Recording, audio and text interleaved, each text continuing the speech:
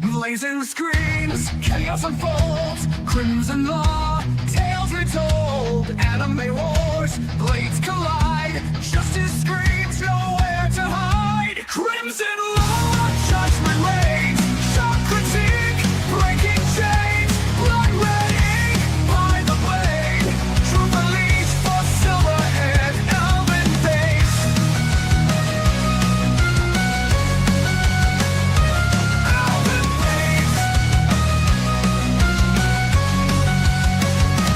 Neon skies, warriors clash, pixel worlds, honor smashed, battle cries, vengeance near, crimson's wrath, all shall fear. Thunder roars the verdict grim, mechs explode, lights grow dim, blood lies torn, broken dreams, crimson law silencing screams. As heroes fall and villains rise, shattered dreams and severed ties, stand and fight, the time is nigh, rising up to do what's right. Crimson law, judgment reigns, shock critique, breaking chains, blood red ink by the blade, truth unleashed for silverhead, elven babes.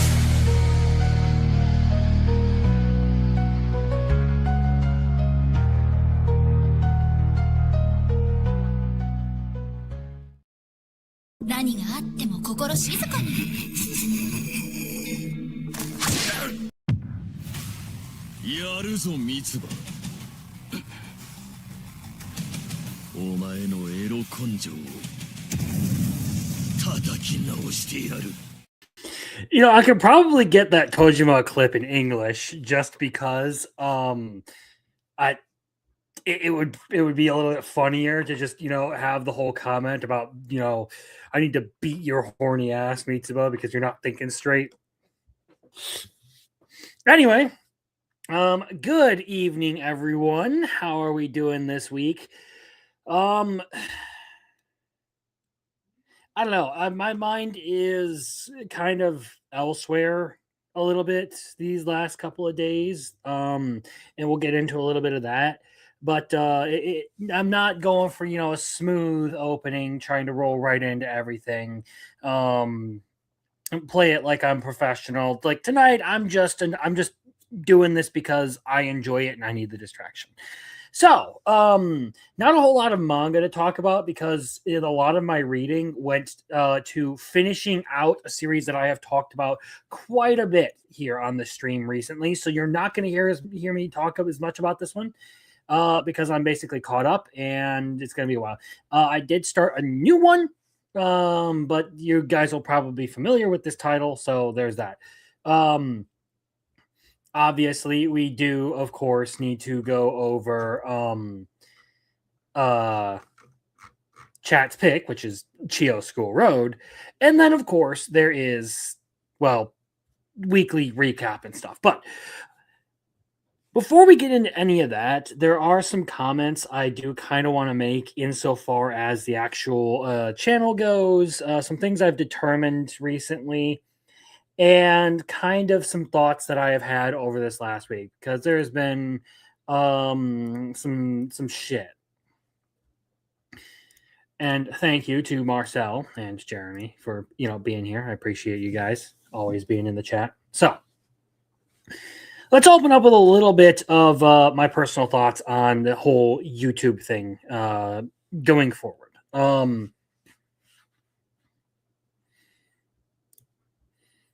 I would like to make a comment. Crimson is not as gay as I originally thought. I am a little worried what he thought about Chio. Anyway, so again, before we're going into anything, there's been some things that happened this week that sort of made me think about what I wanted to do, like for the future of this channel going forward, in just my own personal future. So I do have some changes that I'm probably going to start implementing, and I would hope you'd hear me all the way through before you come to a conclusion about some of this stuff. So, um,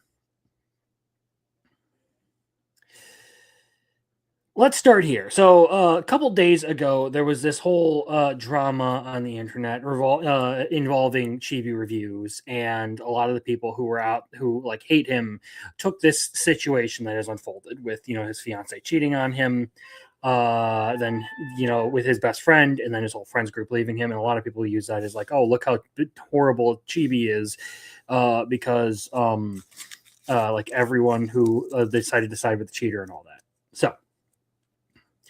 That I won't really delve too deeply into that. The reason I bring it up is because it's kind of what's got me like to start thinking. And now I have followed Chibi for a while and not necessarily cared about anything that he has done video wise. This isn't like a dig at him or anything. It's just that when it comes to the kind of content he was creating, it isn't necessarily the kind of anime content that I'm actually looking for myself. And of course, like I had this discussion in the Discord, kind of talking about the whole situation as it was unfolding and going over it a little bit. And kind of a couple of people shared their thoughts and all that, and it got me thinking. I started this channel because I wanted to. There were a couple of goals I had in mind. This may or may not shock some of you, but I am not a very social person. I've always had a sort of like apprehension towards any interactions with people, always had trouble like just sort of like reaching out, making friends, being the first to initiate a conversation in any situation unless I was absolutely comfortable with the person I was talking to. That's the kind of personality I have. I've always been very reserved. So part of the reason why I started this channel was to kind of get used to it was kind of a way for me to break out of that shell, get out of my comfort zone, start doing things where I was putting myself out there and being active. And I feel like in that sense, this has been a really good experience for me because I have made a couple of good friends over here. I have a lot of people who I talk to that I enjoy having these conversations about. The other part of me making this channel was because I wanted to share my opinion about anime, because I wanted to talk about things that I was passionate about. I was just getting into it at the time. Well, not just getting into it, but I was decently into it and started having thoughts of my own. And I didn't really necessarily have a lot of people who would talk to me about anime the same way I viewed it. A lot of the people around me who watched things were very shonen centered. They only really cared about the superficial and the action stuff. They didn't watch all the same things I did and didn't derive the same sense of enjoyment in the entertainment that I did. So YouTube was my way of just being able to have my own opinion and put it out there and have people interact with it and see how everyone felt compared to what I felt. Basically, it was the outlet for all the thoughts that I bottled up in my head and kept there. So the events of these past couple of days really made me realize that that was kind of where I wanted to be with this channel. That I really just wanted to do the things that I like doing rather than grind for subscribers or try to chase trends or anything, or really try to grow the channel. And that I'm not going to go out of my way to try and constantly cover the latest news, constantly cover the latest trends, make a video every day, glaze all the popular series. What I want to do here is basically just give my opinion. The same thing I've been doing for years and years and years. This is why I ultimately stopped covering certain things within just pop culture. I stopped doing the whole grift part of it. YouTube is my hobby. I enjoy this, and I appreciate that you guys are out here watching this and that you enjoy it too. That being said, there's another side to this, in that I don't necessarily want to be a content creator. Not that I'm quitting YouTube or I'm like thinking about stopping this anytime soon. Like I said, this is a hobby to me. I enjoy this. It's fun. You guys make it worthwhile. But I don't think that being on the internet like this after everything that I have seen these past couple of days is something that I want to do for my entire life. It's not something I'm going to focus on going forward. And that kind of ties back into I'm not going to chase trends. I'm not going to try and grow this channel. I'm just going to continue doing the thing that I have been doing because that's what I enjoy doing. I enjoy being able to hang out with friends. I enjoy being able to make these videos. I enjoy being able to talk to you guys and share opinions on anime and do all the reviews and everything. I don't want to fall into the same thing that like seems to drive everyone crazy on the internet, in that once this kind of thing becomes your livelihood, once you rely on this, it seems like the stress breaks a lot of people. And frankly, I don't want that in my life. I actually have a decent job, one that I could probably do for the rest of my life, if I'm being entirely honest, and one that I actually have a decent opportunity to, advance with. Is it necessarily the most glamorous thing? No, but honestly, at this point, I feel like that's the career path I'm going to focus on. So I would hope that in all of this, you guys are not thinking that I'm like sitting here like completely rethinking doing the YouTube thing. I think I've said that enough throughout this whole spiel. My point is that I don't really want to cover news or drama or any of that other stuff, because what I've realized is that you cannot really change minds on these subjects on the internet unless you're talking specifically to people you know well, which is very rare. So that's where scaling back some things that I have done on this channel is going to come in. So I had talked already about, doing the Crimson News Network every other week. At this point, I don't necessarily know that I actually want to continue covering anime news and all that. One, because a lot of the times, by the time that I am actually getting around to it, since I only do these coverages once a week, a lot of this has already been talked about. A lot of people have already seen it. Two, because there are things that are going on in my life that I need more time for. So, of all of the shows that I do that I could, easily just forget about, it would be the Crimson News Network that would be the first to go.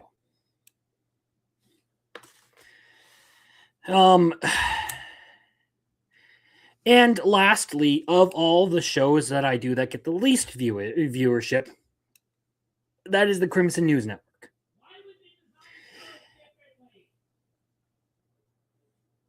It being the most inconsistent, the least fun, and the least viewed live stream that I do has kind of made me come to the conclusion that I feel like I might just stop doing them altogether, the news shows on Wednesday. Because, we already have Fictionology and stuff that goes on once a month.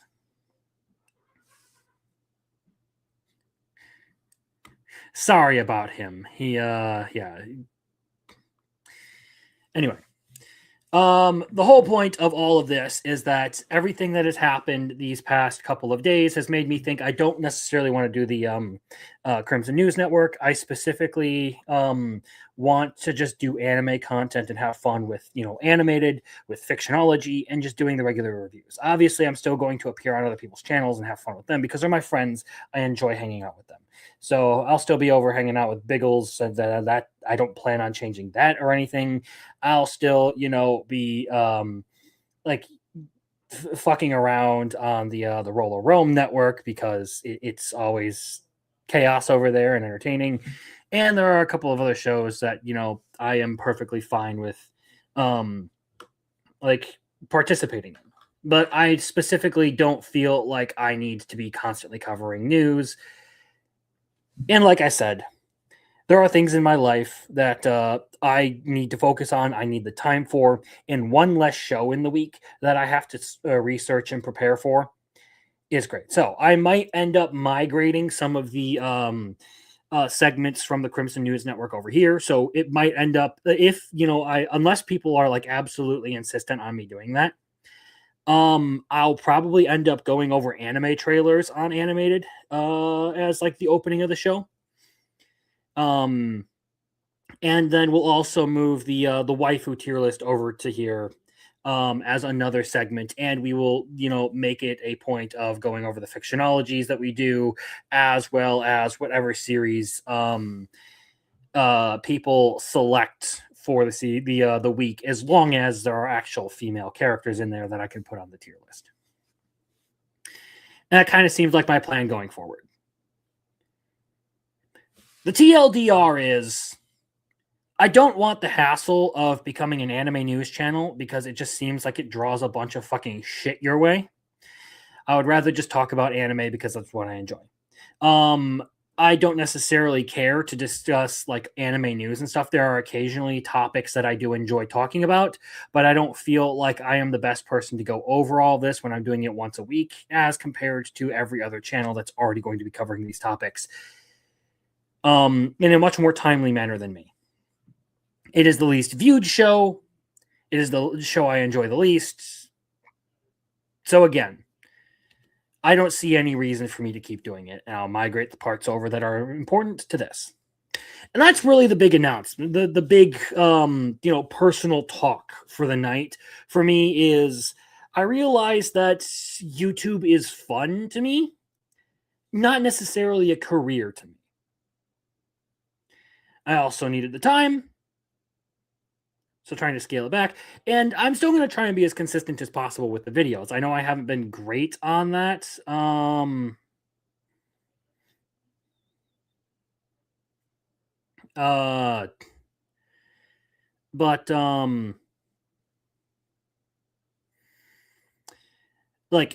These past couple of weeks have been inconsistent with the videos, and I apologize for that. But that's really it. Just seeing the internet be an unhinged cesspool had me really just upset and kind of depressed over the fate of humanity. So I'm just like, I want to focus specifically on the things I enjoy because I want my time on the internet talking about anime to not be filled with a bunch of toxic people constantly wishing for my death. So it's as simple as that. But that's all the depression that we'll need. Which, ironically, all of this happening was like, I guess, the most fortuitous time for it to happen, because in spite of my depression, we did have a really good pick me up this week. There were some things that I watched that I genuinely enjoyed. So, really quickly, we had member messages. Of course, Biggles here. Pretend these are homemade chocolates just for you. I appreciate that, buddy. Because, oh yeah, I forgot. It is Valentine's Day today. It's Valentine's. You know what? Where is it? Where is it? There's a clip here. You know what? Just for Valentine's Day. 理想的な柔らかさ、俺の美意識に間違いはなかった。何をなさっておいでですか。検品だ、検品。Why won't it play?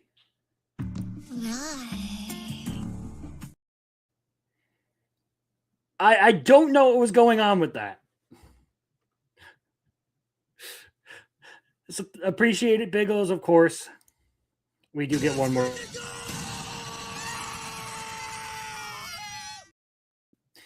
And then next we have Jeremy Turner. Sounds good, man. Maybe random Wednesday manga shows. That's another thing I've considered, is doing some actual manga content or whatever. But as far as those go, I don't know. I don't know about doing that.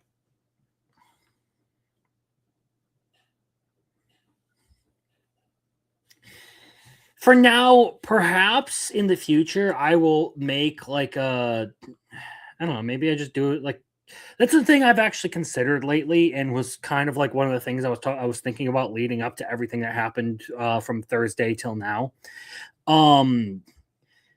Was doing a second channel where I could cover light novel and manga discussion. But I don't feel like I want the extra hassle of doing all of that. I'm pretty consistent here. And I feel like just talking about a lot of the stuff on this show gives me a pretty good opportunity to discuss things. Maybe I'll do some focused videos and stuff on the Realist Hero when I complete that. But for now, I probably won't end up doing anything like that. I don't want to bog myself down with timely coverage of chapter releases and episode releases. Hey, maybe I'll do some shorts and stuff on some of the things that I'm reading and watching. I don't know. For now, it's really just going to be me going on vibes, doing what I kind of feel like doing, and trying to provide some quality content to people. And if I gain subscribers for it, I gain subscribers for it, and I appreciate people for that. Motherfucker. That being said, let's move on. We've talked enough serious talk. It is time to talk serious about manga and anime. So we got 2 manga to cover tonight before we, really get into the swing of things. So, like I said, there is one series that I have finally caught up on as far as the volume releases goes. And I have talked quite a bit about it recently, and this will be the last time you'll probably hear about it for a while.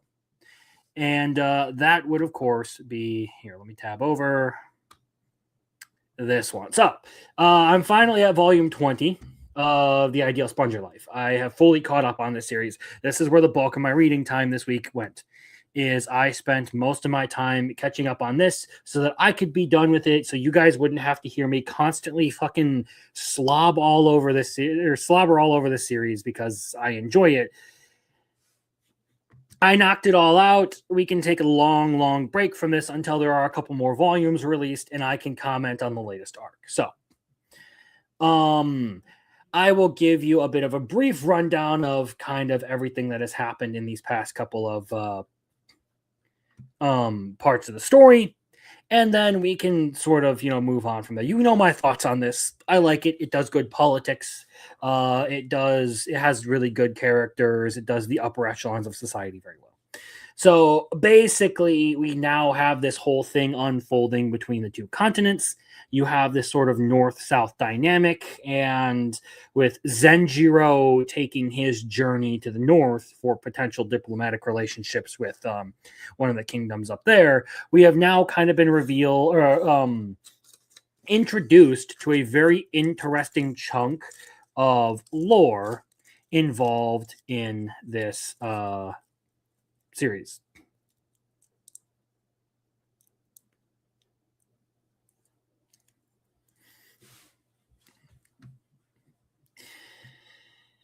It gives us like a little bit of the background of the Twin Kingdoms. It does give us a little, introduction to the church, the dragons, all that kind of stuff. It also talks a little bit about some of the different forms of government in this world.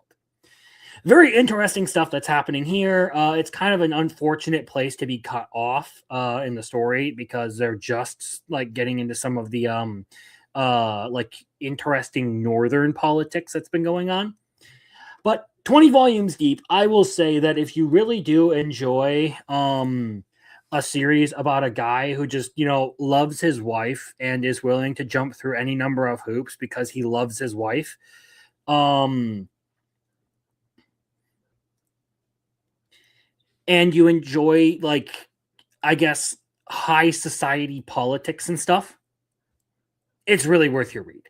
It's very well constructed. It's very well done. It paints an interesting story, and it's slowly unfolding a much more interesting plot than you would have expected out of a series about a guy who gets summoned into another world just so that the queen of the kingdom he is summoned into can have babies with him.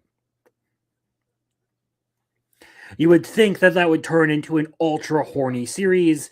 It does not, but she is still hot as shit. So, like, when this gets an anime, I'll be watching.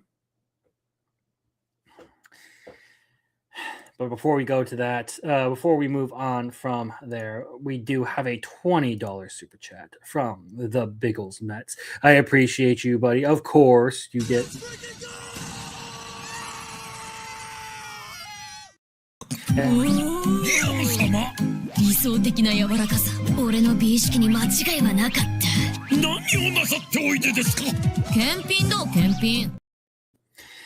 And Bagel says, if I script my medalist video, since I still have no voice, will you record it for me? Being assistant coach Crimson. Depends on how that's going to work, but I don't mind giving a little bit of a hand for that. Because I do like Medalist, and I feel like it's absolutely worth, having some fun with. Either way. So, Ideal Sponge Your Life, worth reading. Hell yeah. I've really enjoyed that series. I've been steering away from a lot of the light novel content because I just don't have a lot of time on hand to do reading. There's a bunch of other manga and stuff that I can read much faster than light novels, so I tend to lean more towards those. I don't hate light novels. There are a lot of really good light novel series out there that I do really enjoy. It's just they take a little bit longer for me to get through.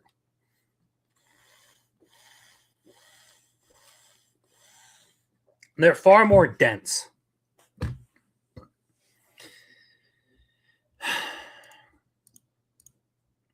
But moving on, we will get to the next series I am going to start binging. And hey, maybe this is something I actually start doing, is just like getting chat involved in some of my manga binges as well, because like that's another way, you guys can have some fun with the channel. So this is the next series that I was considering getting into, and I have started reading it. And now when I say getting into, I mean I want to finish the series out, because if I'm not mistaken, Uzaki-chan is in fact completed as far as the manga goes. Oh, maybe not. But I really liked this anime. And I've been waiting for forever to hear a season 3 announcement, and I'm not waiting any longer. So I'm starting to read this one all the way from the beginning, because that's what I do. And now I'm one volume in, and it's a decent enough series. I do remember that, pardon me, I was not like the biggest fan of this to start, but as I got more and more into Uzaki-chan Wants to Hang Out, I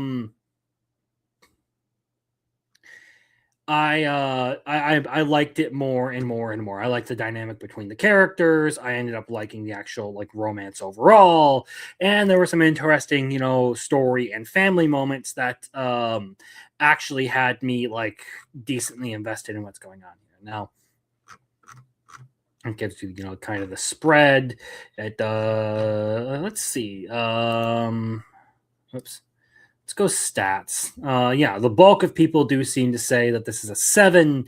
I kind of agree with that for now.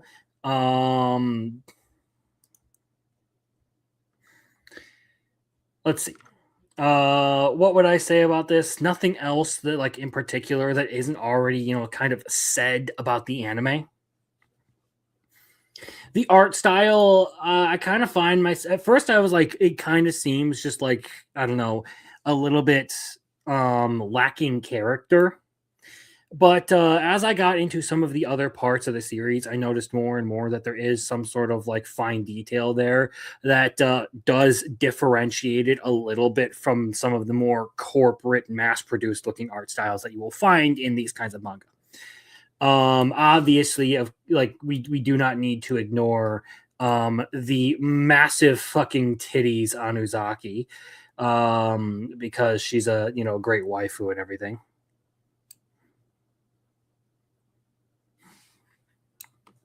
Family ups the ante a little bit.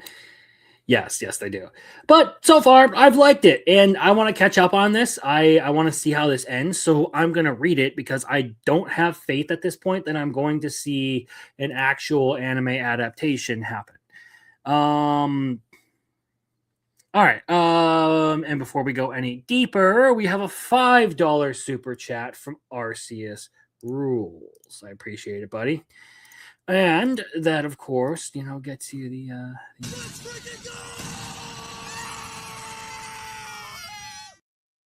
So Arceus says, "Hey, happy Valentine's Day, my good friend. I'm glad you feel the same as me. F the drama. I feel very similar to you. Anyway, I'll watch later. Gotta catch up." All right, have a good one. I appreciate you stopping in. Yeah, as far as the drama stuff goes, it has really made me realize that I don't want to sit here and talk about culture war topics. It's been something I've been avoiding. Not that like they don't interest me. It's just that at a certain point, you are literally just sitting there preaching to the choir, and I don't want to do that with my channel. I want to talk about anime and have some fun with these discussions. It will probably be like 5 minutes. Yeah, I don't mind that.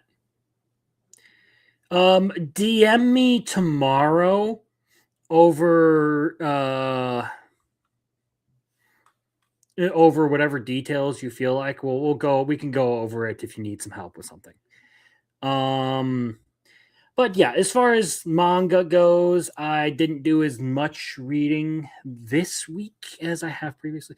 I try generally for like discussion's sake to cover a broad swath of things, to have multiple entries that I read so that I can talk about different things. And I'm probably going to start trying to diversify and go through some of the other series that I have built up here. I have a couple of things that I need to catch up on, a couple of things that I want to start going through. So you may hear me start talking about Monster, about Dark Gathering, Kaiju number 8, One Room Hero, and Level 1 Demon Lord.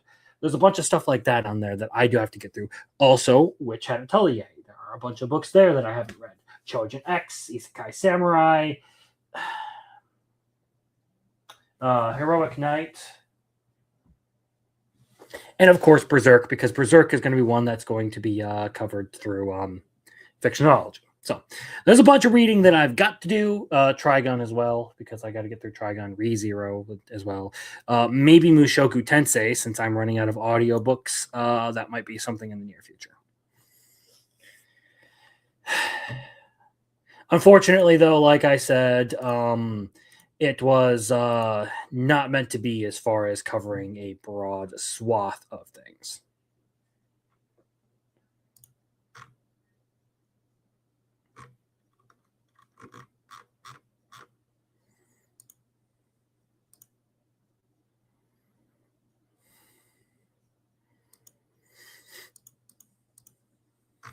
Okay, there we go. I had the wrong tab up on that. Oh, we're already sharing that. I can close that out.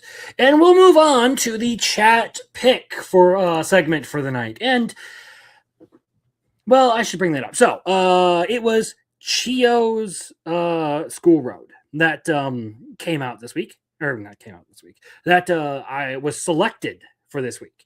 And we got through that. And I feel like it was a good time for it. I will say, if you guys have recommendations, start brainstorming now. Figure out what it is you want to put on the wheel. And we will, we'll be picking another anime for tonight. So, like I said, let's bring this up really quick. If you got something you want to put on here, bring it on. That being said, we are, of course, going to talk about what you guys, what Marcel and I believe Jeremy, or was it Muffler? Two of you guys out there, I know one of them was definitely Marcel, has been recommending this series. The other guy threw it on here just because, and it won, finally. So let's talk about Chio School Road. I really like this series. Honestly, one of the better comedies that I have watched when it comes to comedy anime. I got a lot of laughs out of this. This was good. And I will say it was a really nice way to sort of like end the week. Is I watched most of this today, but I did watch a chunk of it last night.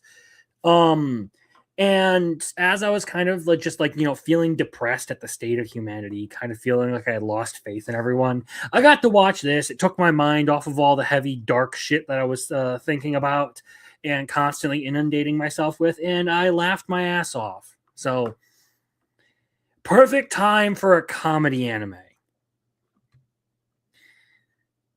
So let's get into the review.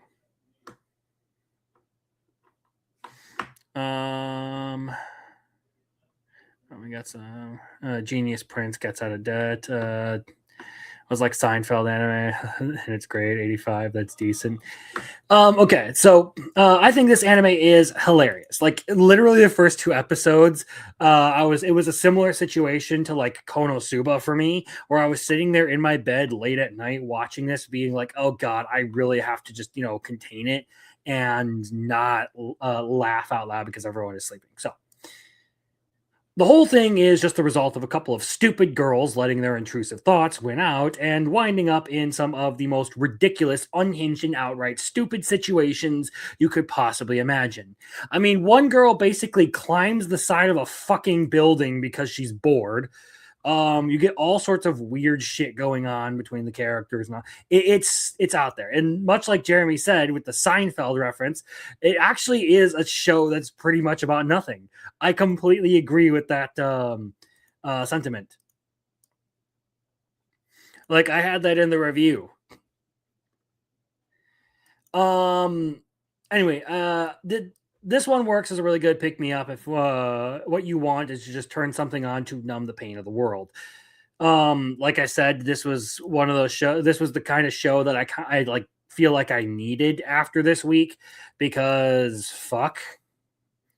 And I will say, like, it's quite a bit on the risque side, and it really likes to push the boundaries with some of the comedy routines. I actually appreciate the edgier stuff it did, like the sort of lines it decided it was going to like not necessarily cross, but it pushed the boundaries in certain areas that I wouldn't have expected out of a comedy anime. And I think that benefits from the fact that this is a seinen, like it's actually listed as a seinen manga. So cool. They actually were like able to go and have some fucking fun with it. And of course, this is all evident by the cast being made up of eclectic weirdos that or with abjectly insane personalities. You have, the hardcore gamer girl, who is our main girl, Chio. You have her best friend, who is the socially cutthroat girl. And then you have an exhibitionist, who is the popular girl who is on the track and field team. The lesbian sex offender, and then the actual convicted sex offender. And that is not a joke. I am not joking. There is a recurring character in here who is a convicted sex offender because he was groping high school girls on the train.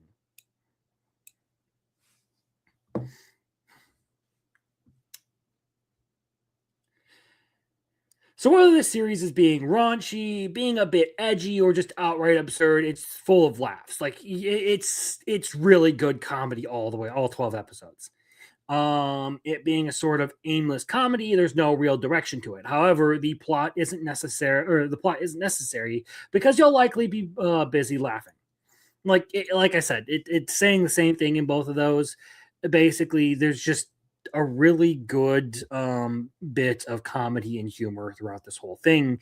It doesn't necessarily need to have a story or a main theme or whatever. It's literally just a bunch of dumb girls doing dumb stuff and getting up to all sorts of just out of this world shenanigans.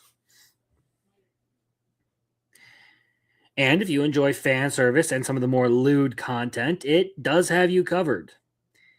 I believe it's the last episode where they have the whole thing about the girls like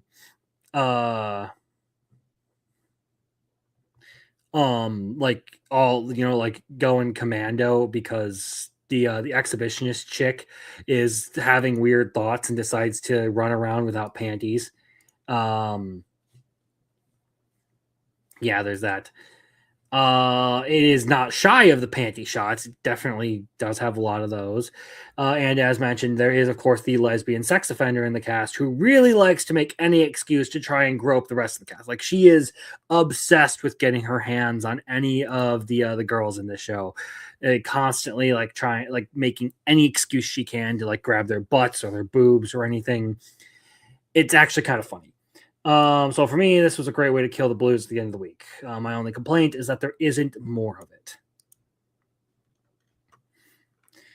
So yeah, in here, we can kind of go over some of the characters. So of course, we do front and center here have Chio, that is the main character. Her best friend is this girl right here. If you can see what I'm pointing at. That's the one who is the sort of social politician. She's constantly like trying to play at different angles to become popular at school and all of that. So she's entertaining, and these are basically your two main characters. Down here you have the track and field girl who is the exhibitionist, who is constantly talking about how she doesn't wear clothes, how she likes the feel of the wind on her skin, and of course, the one who basically pressures the other two girls into taking off their panties and going to school without underwear.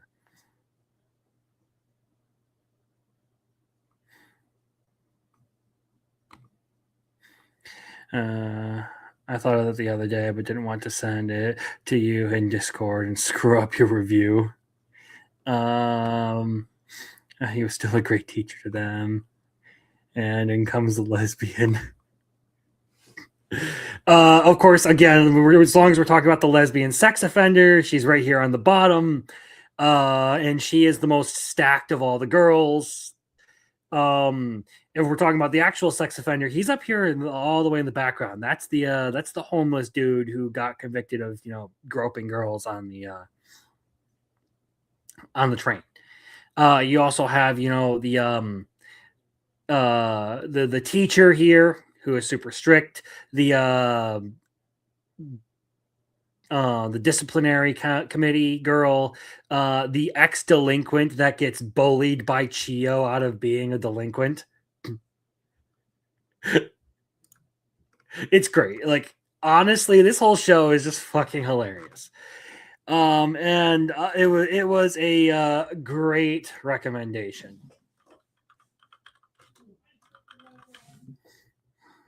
Bloody butterfly. Like, I don't care that it's like a show about nothing. No. Okay, there we go. Sorry, I did something by accident in the background. So I don't really care that it was like a show about nothing. It was entertaining. It was fun. It's the exact kind of thing I needed because everything was just fucking depressing as shit, and I was exhausted of life by today, and I was just sitting here going through anime, catching up, and then I got around to this, and I was like, you know what? I needed this today. This was great. I really appreciate the fact that I was able to pardon me,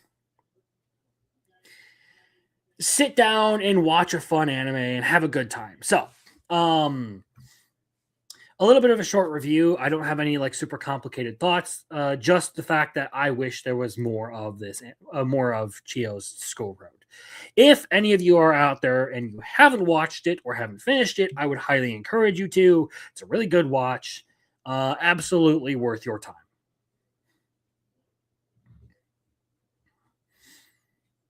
So, do you guys have your suggestions? Because it's time to spin the wheel and see what the next anime we're gonna watch is. And right now, of course, we do have the one anime that was put on here by the live stream chats. We have my pick, which is Summertime Rendering. Biggles has recommended Genius Prince. Muffler Tape says Silver Spoon. I think we talked quite a bit about that one as we were like watching through NHK. I think we had some back and forth about that one. So I'm decently familiar. Vivi Fluoride Isar. That's one I've actually kind of wanted to see myself. So I appreciate that.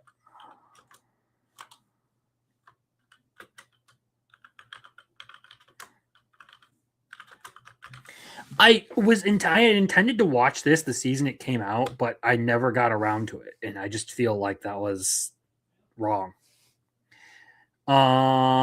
Anything, anyone? We're taking suggestions.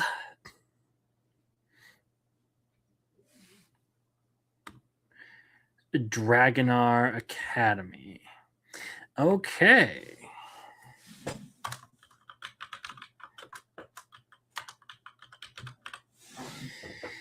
And I'm pretty sure that's like everyone who's here right now. So we're just going to go ahead and spin the wheel, and it is what it is, okay?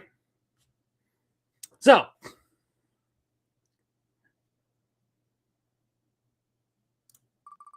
Who's gonna win?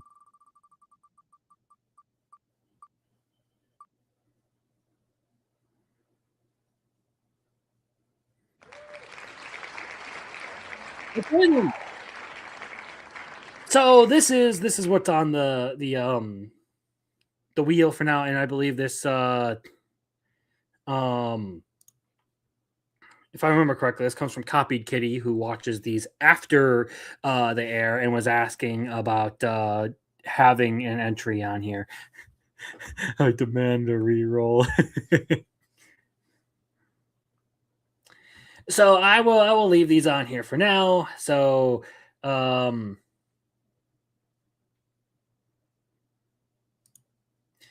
Barakama. Let me put that on here. Okay, we got this.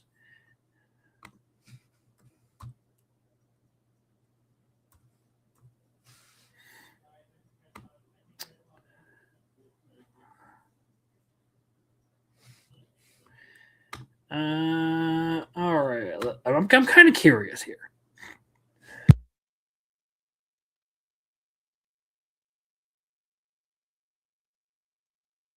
You know what? I'll do that over here, and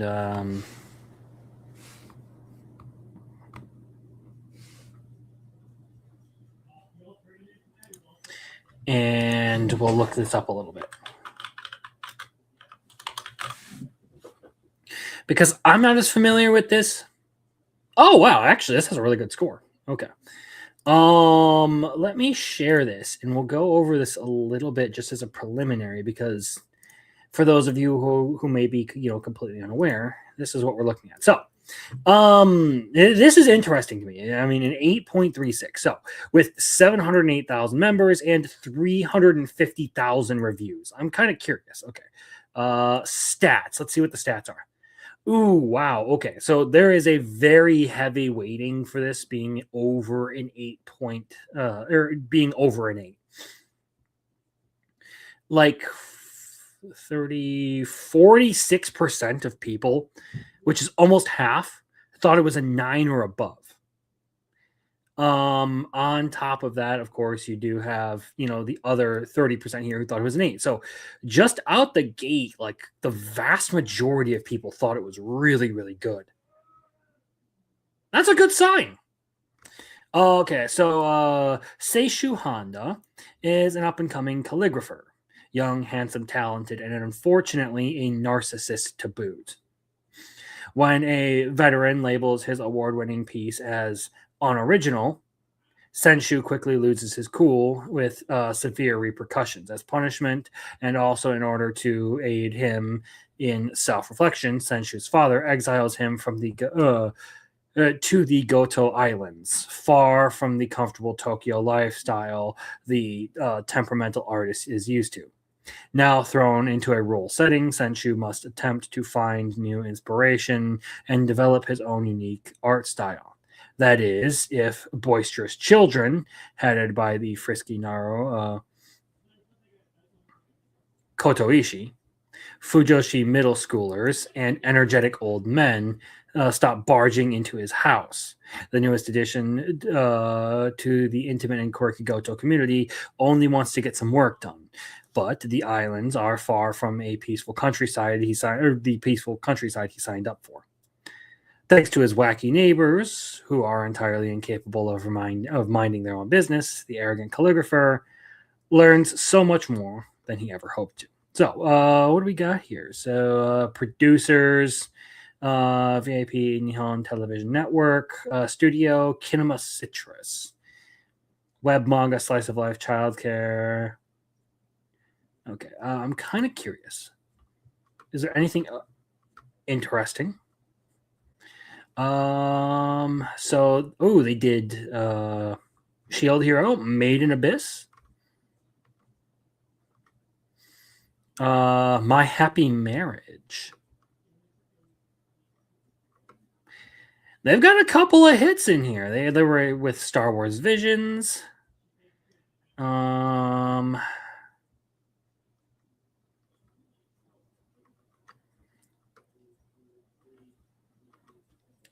Got some other ones in here that I don't necessarily recognize. Overall, they look like they're a solid studio.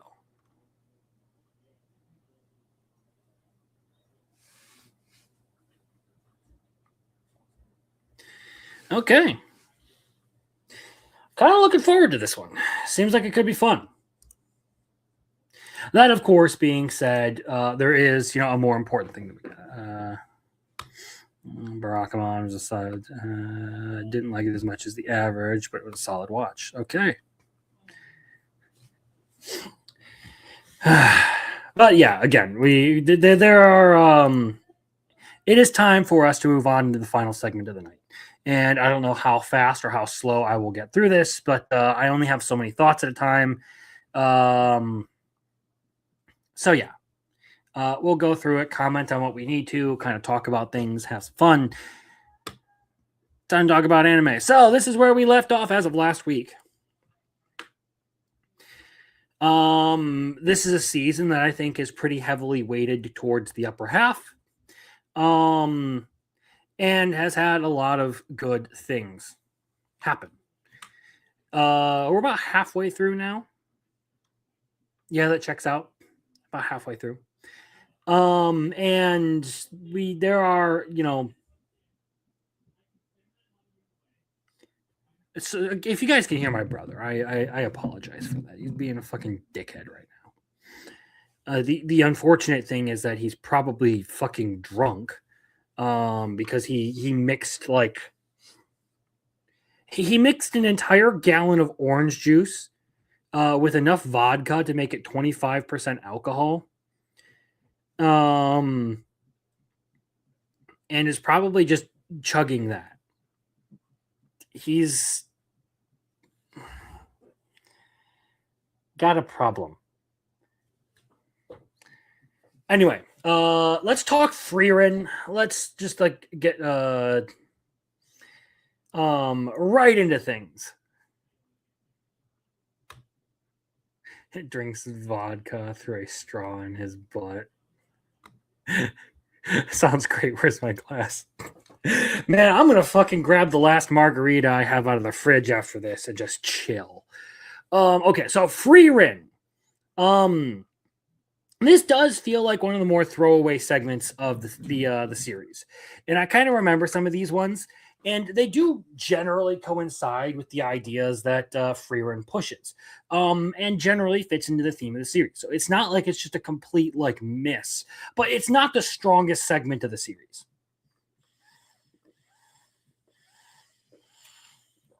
So we do get a little bit of commentary about the Boshaft. And the Boshaft, or however you pronounce that, I believe it's Boshaft.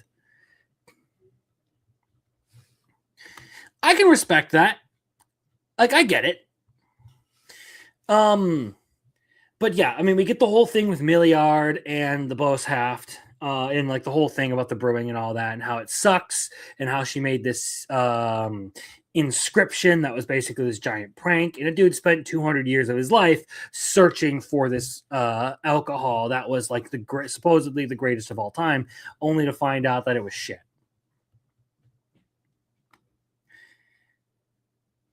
And I don't hate that part. I can kind of understand why some people might have a problem with it, but I don't hate that.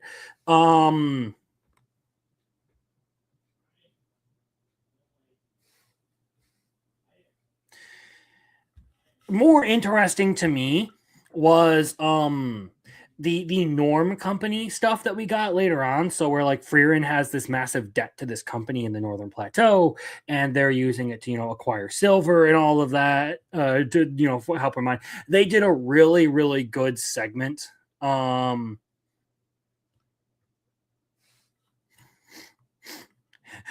It was a nice commentary on the epic level of trolling you can do when you're basically immortal.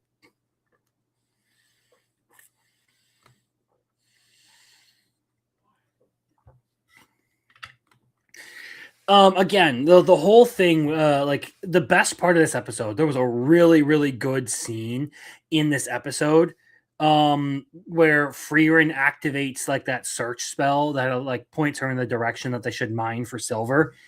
That was a really, really good scene in an otherwise lower end episode for Frieren. I don't necessarily remember or not if this is like, the weakest episode of the whole series to me, but it's down there. It's on the lower end for sure. I will at least give it that. However, it did have that one really, really good scene. The music, the animation, all of that really good. There was one more thing I had to comment about this episode, and it is that, it kind of felt like, as far as animation and all of that, it didn't really put forth the same effort that other episodes had. Not that it was a huge drop in quality, just that I noticed more of the animation, like of the time-saving tricks they were using in this episode than previously.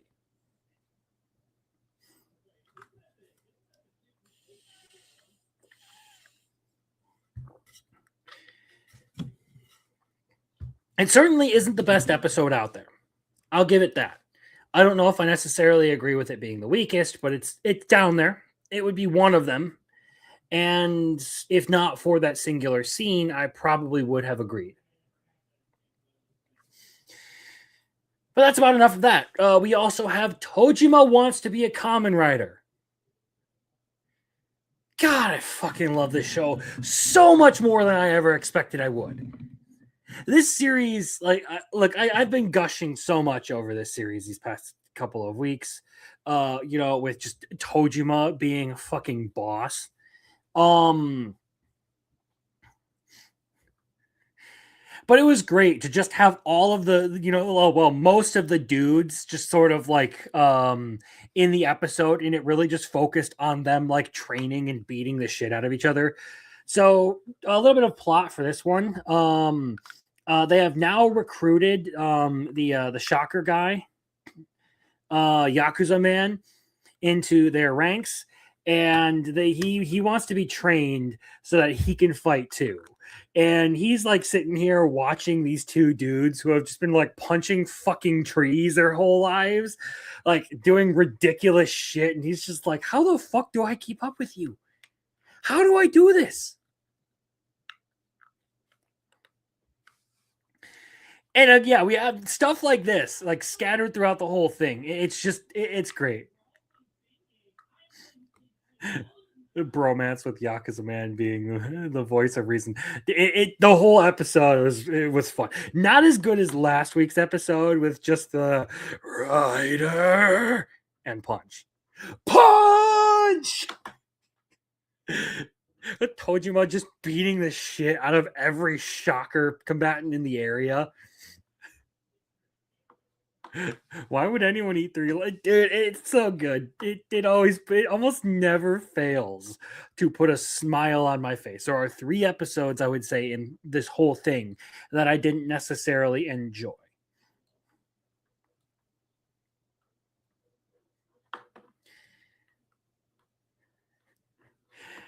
But the rest have been fantastic. Like this is such an underrated show.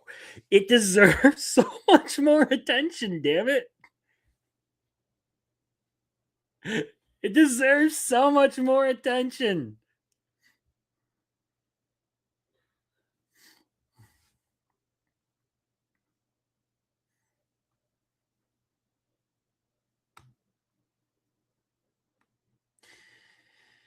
And that, of course, brings us to Oshinoko. And Tackle is back.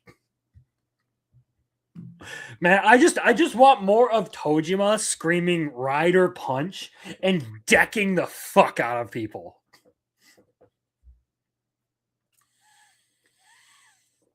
That's all you need to do, and I am there for it. Anyway, Oshinoko.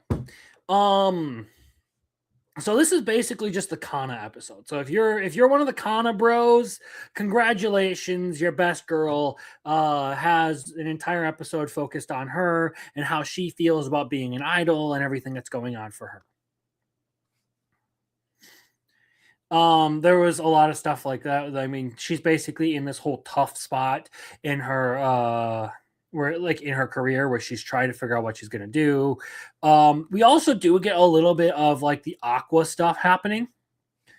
Where like he's trying to figure out where he's gonna go in life, because he doesn't know whether he wants to just pretend that the killer isn't out there. But at the same time, he knows that like his whole reason for existing is revenge. And if he can't get that, he is not going to feel satisfied if he continues to let the killer out there.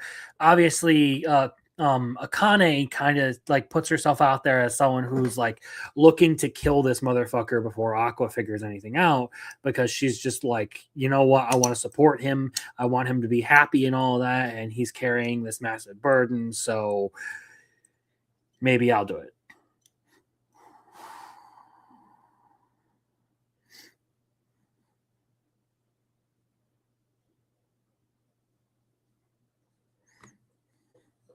They were very effective at making you not like Kana as a child actress early in the show, and I cannot say they ever shifted my view of her. I actually like her. As far as Kana and Akane go, I like them both, but Akane is a far more ride or die kind of girl. So I'm far more on board with her than with Kana. I do like me some tsunderes, okay? Don't get me wrong. I do like me a tsundere. But Akane is best girl in this case. Like, if your girl is willing to murder your father for you, she's ride or die. All right? That is the kind of woman who you know what? That's the kind of woman you don't cheat on and who you don't betray, and you put a ring on that so that you don't get a fucking knife in your chest, okay?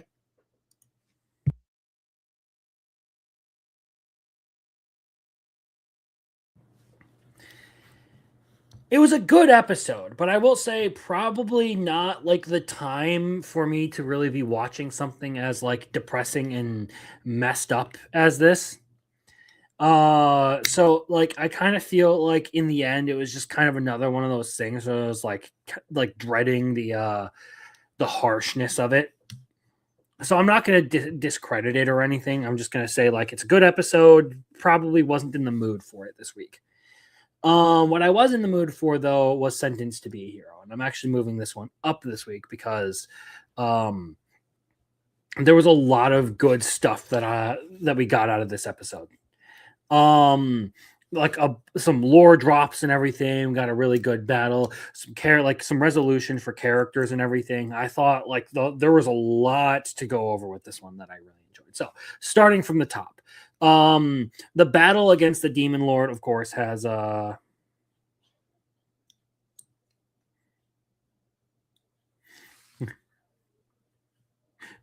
because she will kill you too. Stopped Oshinoko, so no Sweet Home Alabama. I do believe that there is no incest in this one. Or well, I don't believe that's the ending they decided to go with. There is some Alabama moment. Like Ruby's cool, but generally, I'm not a huge fan of incest routes. I know the memes in my community, but I'm not a fan of incest routes. So there you go. Anyway, Sentenced to Be a Hero. So, like I said, battle against the Demon Lord is kicked off. A lot of very interesting stuff going on with that one.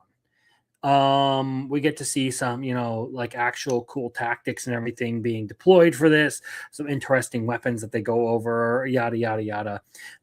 We do of course have the whole thing with Tatsuya in the caves, basically just fucking a bunch of dudes up, so that's cool.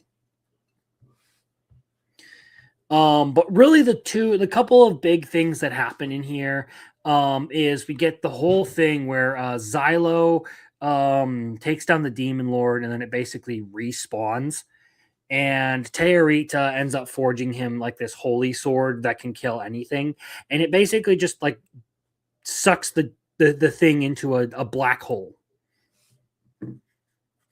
So that was cool. We got a really good fight out of that. I liked the character interactions that happened there with everything that was going on. There was also a really good moment in this episode where you had Zav, the crazy sniper dude, making that long range shot on the Demon Lord. I thought that was really fucking cool. There was some humor in there as we had, Dota robbing all of the mercenaries that he was supposed to hire.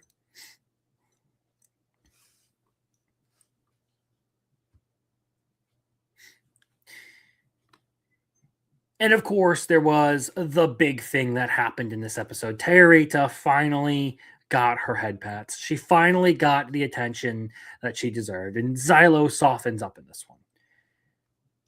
So overall, I thought it was a really good episode of Sentenced to Be a Hero. Probably one of my favorite ones through this whole thing. You get some really endearing moments. You get some really like nice moments, some cool moments. Just a good like all around representation of what the show has to offer. And of course, this week they did announce that they were making a Captain Kivia figure. So I might end up picking up that because I like her design. I think she's a cool character. And I guarantee you we're going to see quite a bit more of her as the series goes on. I happen to know she might be one of the main characters involved in a lot of stuff. So yeah. Anyway, really enjoyed that. Another one that we do have is, of course, the Kaya-chan Isn't Scary episode. This one, again, really fucking good. This was a really, really strong episode for this. The implications that this one brings are kind of insane. I'm not gonna lie. It was a good episode, yes.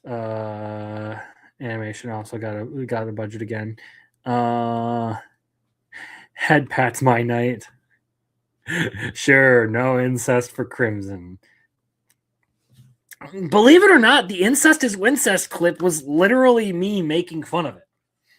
I don't know what you guys want out of me.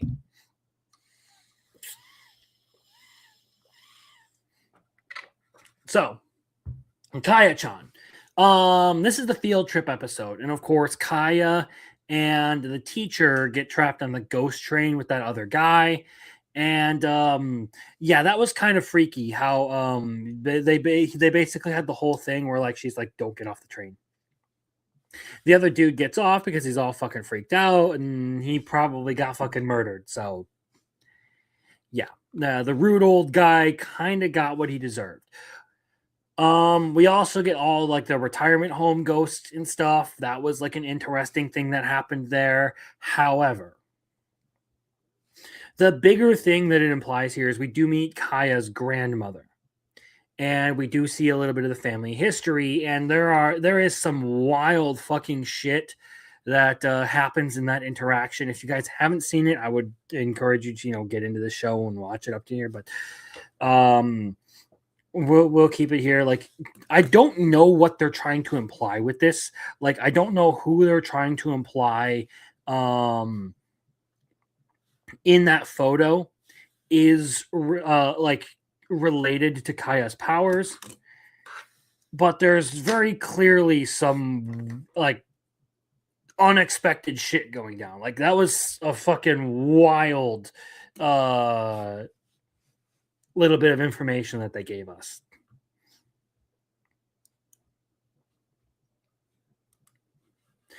So yeah, this one has really surprised me with how good it is. If you like supernatural stuff, it's worth a shot.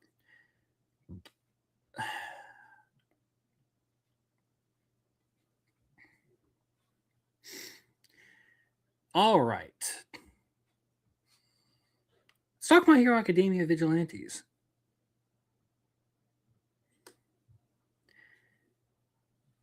A lot of stray cats in this episode. And this is the Eraserhead backstory. And honestly, when I went into this episode knowing that it was going to be the Eraserhead backstory because of the trailer from like I don't know how long ago. Maybe the mom is just a crucible of evil spirits and the baby isn't the first baby with a spirit inside. Yeah, that's That's kind of fucked up, but I don't want to think about that. Anyway, I got a pretty good kick out of the Eraserhead backstory, especially because we do get to see Midnight's original costume. And of course, we all know Midnight is the X-rated hero, and she definitely brought the fan service to this one. So that is respectable. We get a little bit of insight as to how Eraserhead was in school and how his friend's powers worked and all that.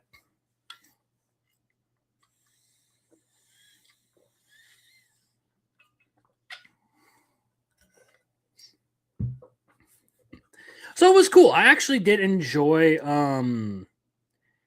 this episode of My Hero Academia. They censored Midnight in this one. They added more to her butt shows as they added more to her, but shows a naked boy ass. I hate them. Midnight's original costume equals coat and belt. Yes.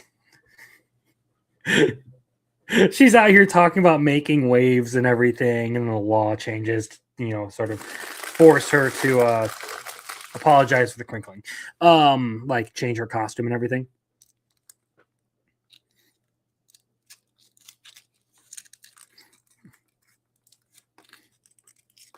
And the Hero Association took that kind of costume from us.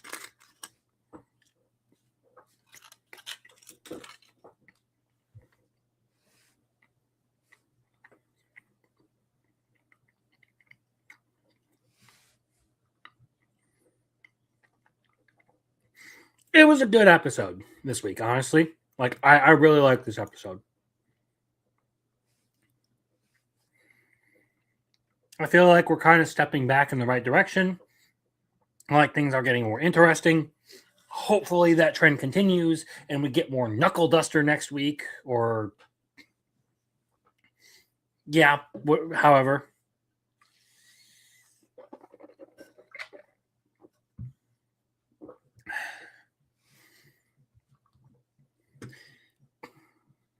Either way, I didn't expect to like this episode as much as I did. Okay, so let's talk childhood friend rom-com. I kind of figured that was also a distinct possibility. Considering like they're talking about, I believe his name is Obero, and we do know that he dies during like a work study, and they only just got to that work study.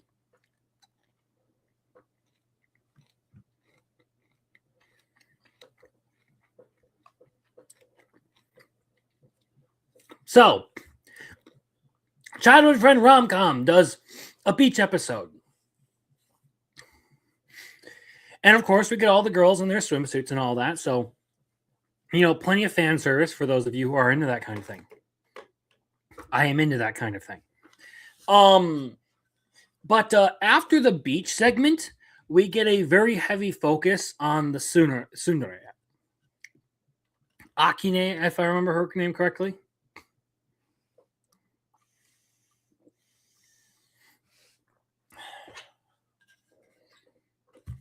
And I thought this was a really good episode. So basically, they have this whole thing of like unsooning Akari, of unsooning the tsundere, and she actually goes and like makes some freaking progress with this dude. Like, she's actually out there like doing things.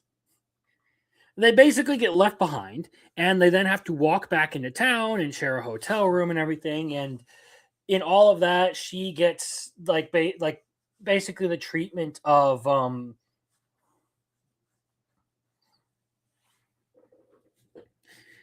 like figuring out finally like how, like where this guy stands on her, how he, like kind of how he feels about her, seeing that he hasn't really changed from the person he used to be, and that whatever rejection she had felt in the past wasn't necessarily there.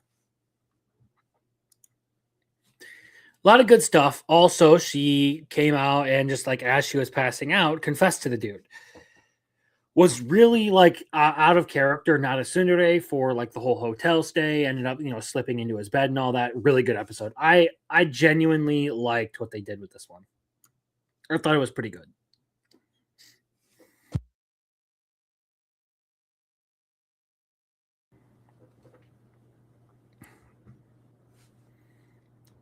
I am happy with it.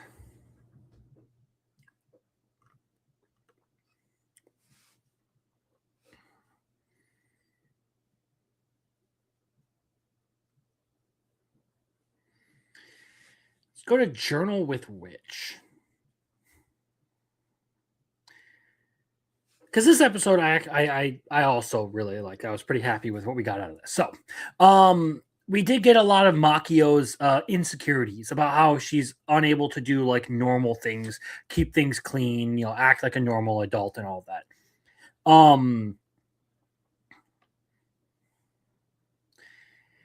There was that whole segment of the show that I thought was interesting. Of course, we do also have it's more so focused on Makio this episode, but Asa does have her friend over who is who like needs a little bit of advice, and Makio is able to kind of give that in her own way.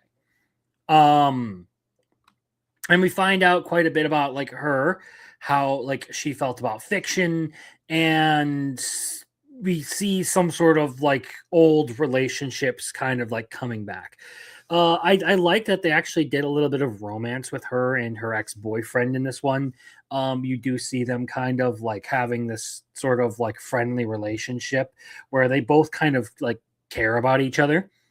But she like feels kind of guilty over pushing him away the first time and being a problem, and like she doesn't deserve to sort of have that relationship back. They ended on an interesting note with them sort of like kissing in the park and everything. I liked this episode. It gave us a really good characterization of Makio. We saw a little bit more into what actually makes her tick. We saw a little bit more into oops, didn't mean to press that button. What makes her just a character in general. So I thought it was a pretty fun episode, not necessarily fun episode, but a really well done episode. One that focused more so on the other side of this relationship and gave us a very interesting perspective.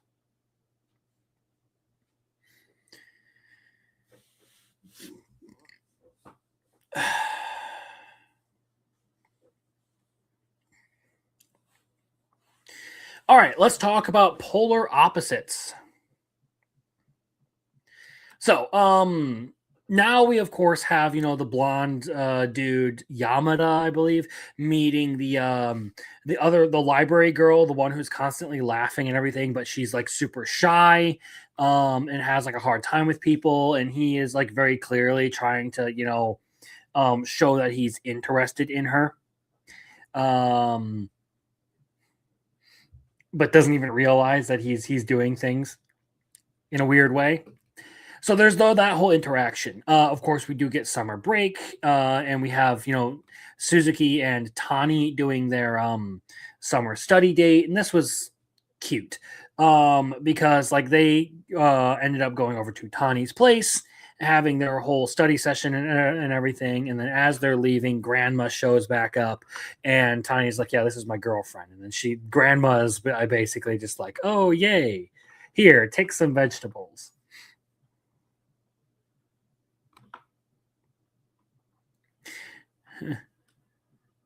It's great that all their parents are basically just fine with any of them getting with him. It's nice to see other romances than just the main couple. And then again, I feel like we've only started with the main couple. We need to see a lot more. They did a great job showing him being a moth to flame when it comes to someone laughing around him. I love all the little animation quirks they use for that. Yeah, there are a lot of like great things going for this one. I think it's very creative, very interesting, does a really good job, and overall has some fun, like endearing relationship moments throughout this whole thing. So it's a really easy show to watch. I don't necessarily think that like you have to worry about anything like super terrible happening. It's just a nice, wholesome, fun show where I can sit there and not have to worry about anything.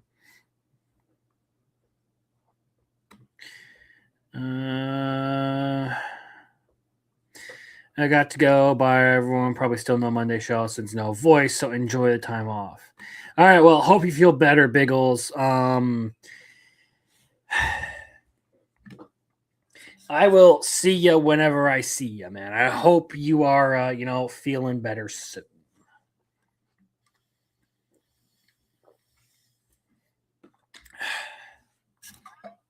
It's unfortunate that he's leaving right as we're going to move on into Medalist too, because Medalist is one of the big movers. I feel better, but my voice is just dead. Yeah. Anyway, I don't have much else to say about Polar Opposites. It's just a good show. Medalist, though, okay, where do I put Medalist? I am moving way up after that last episode. That one did really, really good.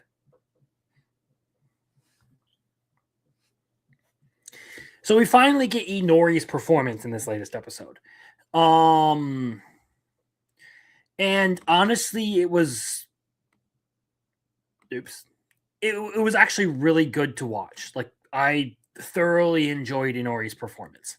They did a really good job with it, just with, music, the commentary, the actual animation and everything, sort of breaking down all of the stuff that like makes her performance so like outstanding.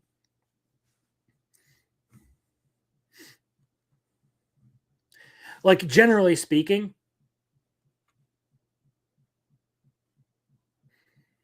that part was good.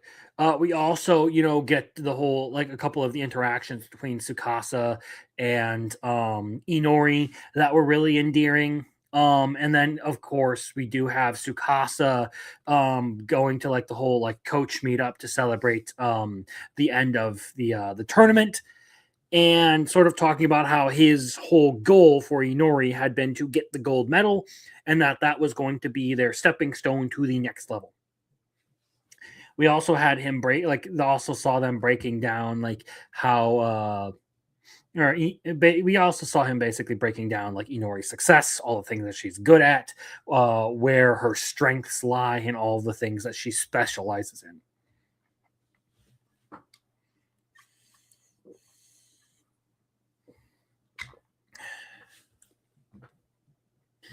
So it was a good episode, a very solid episode, one that gave me a lot of the things that I want. And now it seems like we're going to be moving on into another one of those training periods, I think, where it's kind of going to go into prepping for the next part of this. And it looks like you're actually going to have some like real actual competition from the other girl who's been touted throughout all of this as basically just like one of the best figure skaters in Japan. So it's going to be very interesting how this plays out. I've been very satisfied with this one. Medalist has done fantastically. And that's all I've got to say. That is all I have to say.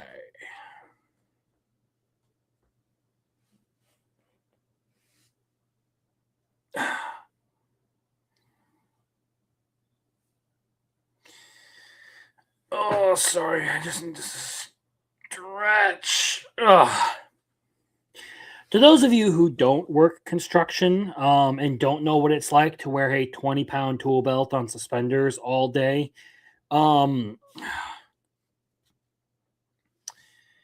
it doesn't feel great, but it is certainly better than the alternative, if you ask me. Like, I would rather all that weight be on my shoulders and my back than on my hips, the way it usually is. Because my belt likes to slide off as I'm wearing it. So anyway, my posture problems aside, Tamon. Oh no! Tamon's a star. we need to skip down a little bit. We're going to talk about Scum of the Brave because it's the next one on here. So, Yashiro gets yet another job in this episode, and that is the girls want some, practice fighting. They need some sword training, and they come to him asking him to teach them to fight. Now, we do find out that it's just Jogamine and Sarah who actually need the assist. The other girl, Yukino, if I remember correctly, she's good in combat, doesn't have any problems, but she sucks academically. So it was really fun, just kind of like entertaining, kind of watching this whole thing. And Yashiro is basically just showing them that, like, you have to fight dirty if you're going to be in this line of work. Like, you guys are coming at this as like honorable, noble, and all that. You're not knights, you're not heroes. You're here to stop criminals and put people with superpowers down.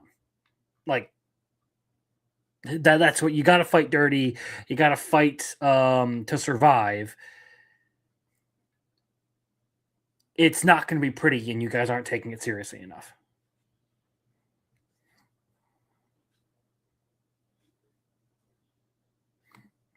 Medalist, it was such a great performance. I actually sat there clapping.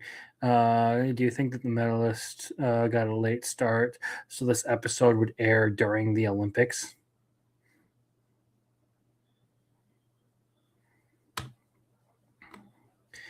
Potentially. I think it's more so, if you haven't heard, Medalist is going to be doing a movie after this.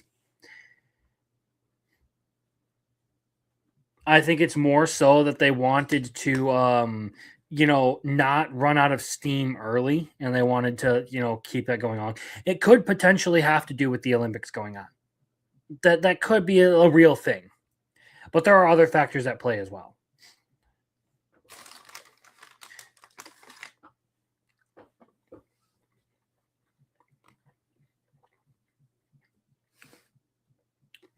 Anyway, Scum of the Brave.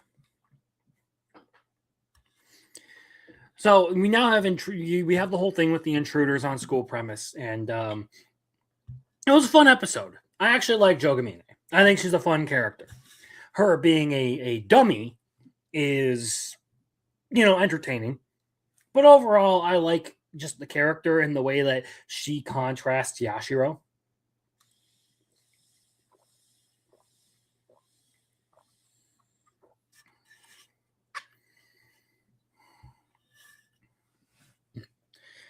Like the two of them are very, very opposites. So Yashiro is a very like realistic person.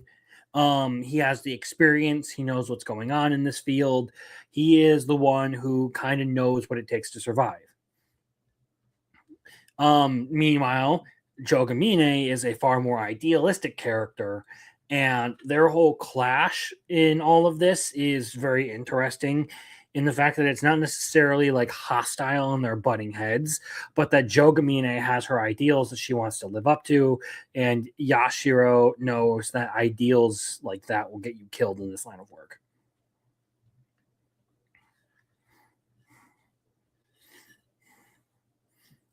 So I want to see how more of that, how that plays out across the series, but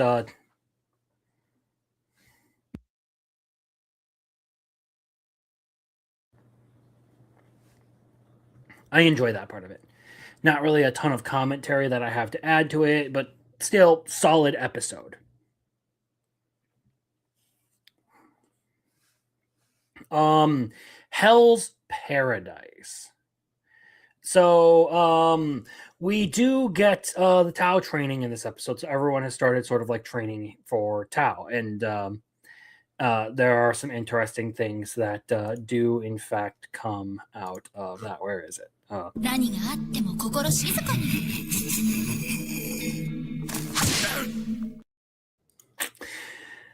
So yeah, that clip in and of itself was funny. And I'm going to find every opportunity I can to try and use that clip. Yeah, that's me.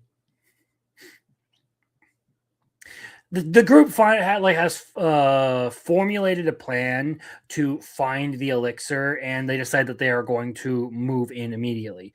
However, this ended up being a terrible idea because the brother, who's working with the Tencent, is able to detect them. So they basically walk into a trap. Not necessarily my favorite episode of this series, to be entirely honest, but it was fun. It was entertaining. The Tau training was actually very interesting, the way they went over things, the formulating of the plan and all of that. And then, of course, the initiation only to be, brought into find themselves falling into a trap. I'm more so interested in, the lore and everything that was presented in this one with the giant flower and all of that. But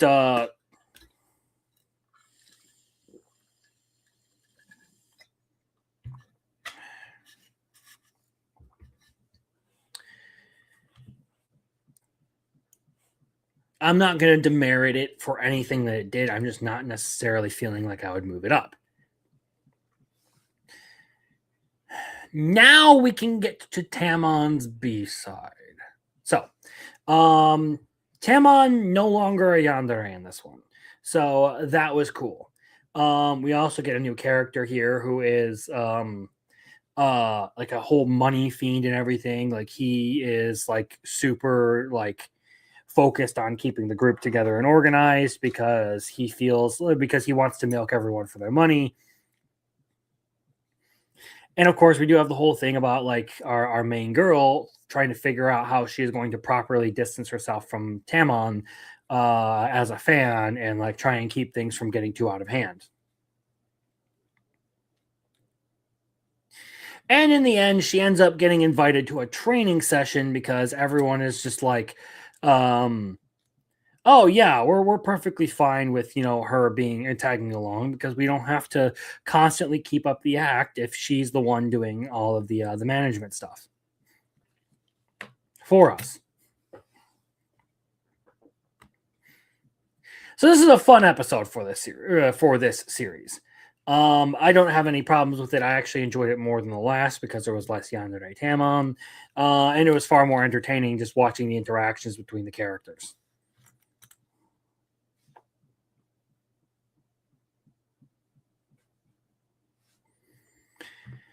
Wash it all away. This is another one that I don't have too many complicated thoughts on because it has been fairly simple so far, fairly straightforward, and I don't want to repeat myself. But we'll get into the major points about this particular episode and how I feel about it. So, we do get some interesting stuff. We do have a little bit of, the Keen May sort of realizing that, hey, maybe I've cleaned a doll before in my life, because this all feels very familiar to me. The whole thing of cleaning the doll and all that was a fun little part of this episode. There was also, Keen May being embarrassed about the kiss that she had when she fell off the ladder and all that. And so she kind of has that very immature side to her that's very endearing. The big thing that I am upset with this episode for is they do show her changing out of her swimsuit, but they pan down and I'm just like, oh, come on. You couldn't at least, just throw me a bone, please. Please. Just a little bit. Just a little bit. Just thinking about it makes me go feral. You're going to go out of your way to have her do this whole changing in public thing where she finds a little secluded corner near a seawall and strips down and all that, but you're just going to pan away from the good stuff. Come on. How could you do this to me? But it was a good episode, a consistently good episode from this series. So I enjoyed it.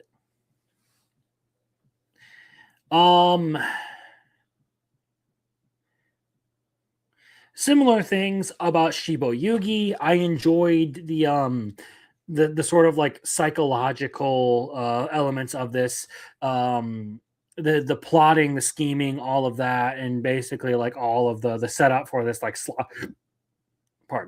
slaughterhouse in the bath. How the group had basically been prepping to go to war and do all this, but ultimately things didn't go through well because they had been betrayed and all that.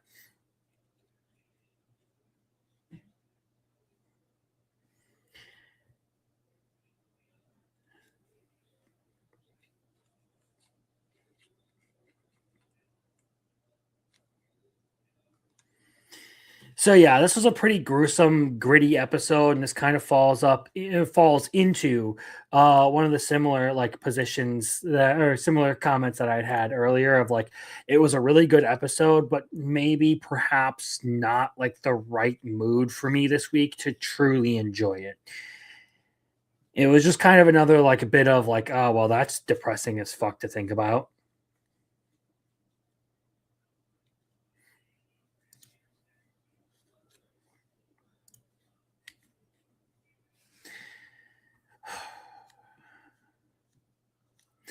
Holy Grail of Eris.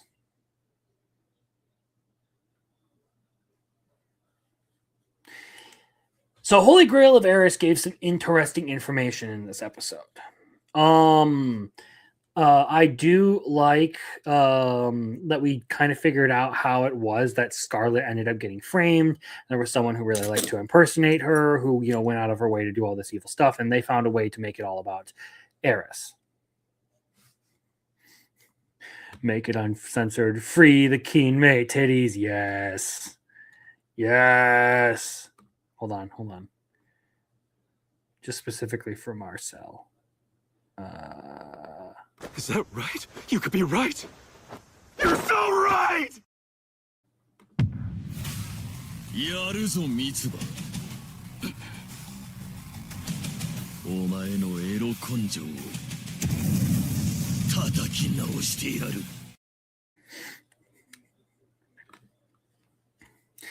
So yeah, Holy Grail of Eris. We found out about the whole like impersonator and all that, and how they found the earrings. That person was taken into custody. We also know that other people can in fact see Scarlet, that there are multiple people who can see her. Is an interesting fact. And the judge, who has, I think, a couple of times helped Constance, potentially can also see. I hope I didn't say Eris. Scarlet. Can potentially also see Scarlet. We do get a sort of like condensing and reorganizing of the clues that we have seen so far. And then Constance sort of like dedicating herself to the whole revenge thing. Still not my favorite show this season. Like, I think it's good. Like, it's okay. But by no means is this like the most impressive thing out there. Like, there are a plethora of shows that are out there. Right now, for this season, it feels like it's kind of about middle of the road. Then we get to Jujutsu Kaisen. So basically, we get the actual beginning of the culling games. We find out that Yuji is in fact already a player in the culling games, which is a very interesting thing because like the way that's set up is it implies that Yuji had already been fed a finger by Kenjaku before he ate the first one in the very first episode. There is the funny scene of, Hakari being a total suck up to Fushiguro when he finds out that Fushiguro is now the head of the Zenin clan. The throwaway propeller fight was very fun to watch, but it's not necessarily like the most like prominent thing in the entire series. But hey, at least they're being kind of weirdly creative with the cursed powers, even though it's kind of fucking stupid compared to all of the other powers that people have, the other techniques. We do meet two members of the of this game who are both familiar with the character that everyone is hunting, Higuruma. And neither of them really wanted to be a part of this, but because they were fed a cursed object by Kenjaku, they don't have any choice but to participate. And ultimately that brings us to like the main topic is they're introducing one of the major characters here, and that is like I said earlier, Higuruma. They're after Kashimo and Higuruma. And this is going to turn into a very interesting fight because I know that Higuruma does not necessarily have very fond feelings for Yuji right now.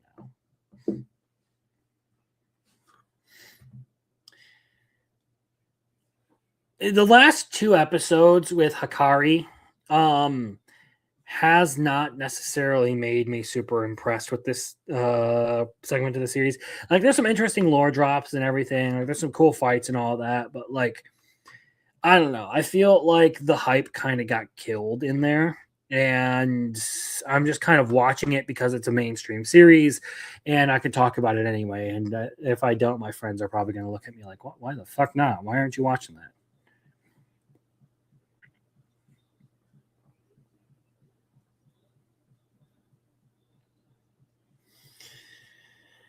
All right. Continuing on down the list, and sorry guys if this feels like I'm moving really fast. There are some of these that I do have a lot of thoughts on, and some of these that I just don't, and will just be very brief in how I feel about it.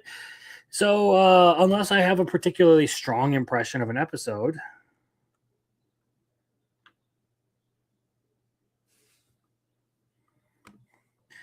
wait, is that the explanation on why he was fit at the start of the series, almost superhuman? Yes. That's currently the theory right now. Is all of the implications that we know is specifically Kenjaku was trying to create Yuji. So one,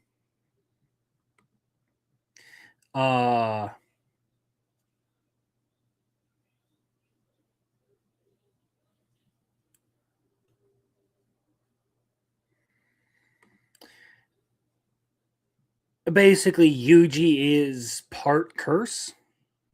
He's some weird like in between state, so kind of like Choso. And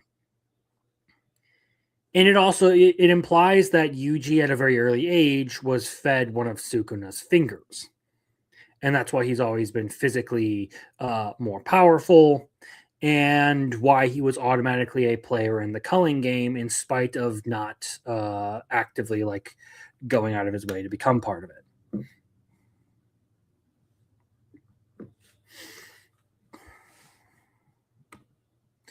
But it hasn't been much more than solidly competent. Not a lot that makes it stand out other than Scarlet's Ramparts.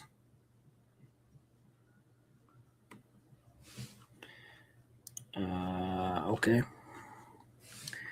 All that is frozen over there. Cool. Brilliant. All right.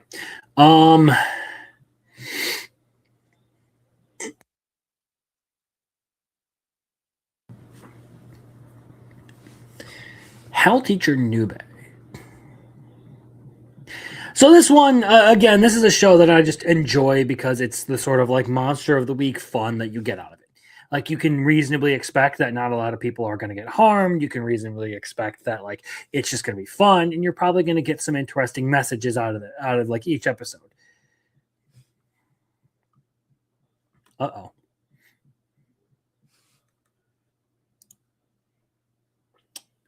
Whoopsie doodle.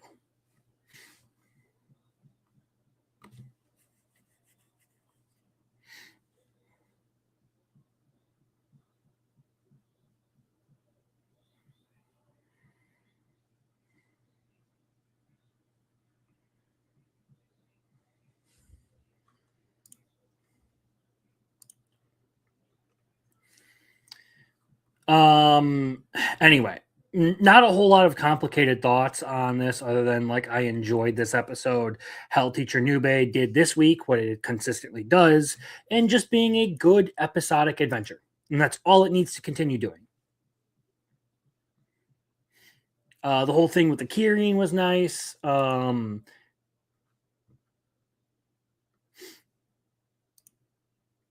Taking on gods for his students, yes.